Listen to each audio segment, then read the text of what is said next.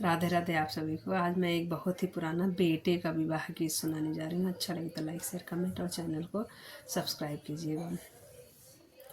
रामा बियाहन चले हैं राजा दशरथ, 36 बजन बजाए बीच महलिया नाचै पातुरिया, धनी दशरथ तोहरी भागी। बीच महलिया नाचै पातुरिया, धनी दशरथ तोहरी भागी।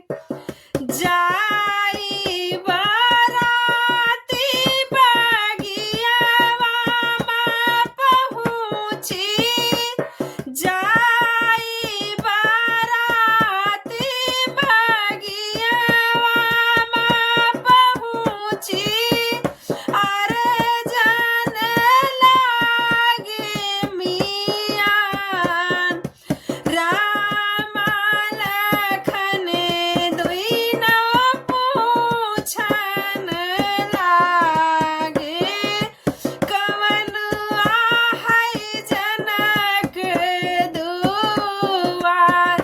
रामा लखन दुई नौ पूछन लागे, कवन आहै जनक दुआर।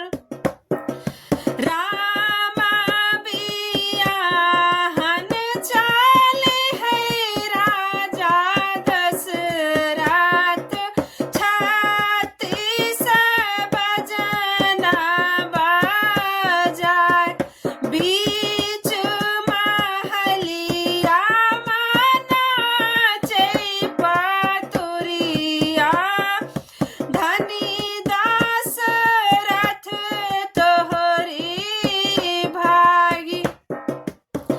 जाई बाराती दुआरे पे पहुँची, होई लागे द्वारे कई चार, सबही निहारै आरतिहा बरतिहा, सासु निहारै दामाद, लक्ष्मण निहारै मड़ौना कै पुतरी, धनी बढ़ाई तोहरा हाथ, लक्ष्मण निहारै मड़ौना कै पुतरी, धनी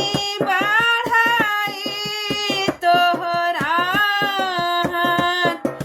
रामा बियाहन चले हैं राजा दशरथ, 36 बजन बजाए बीच महलिया नाचै पातुरिया, धनी दशरथ तोहरी भाग।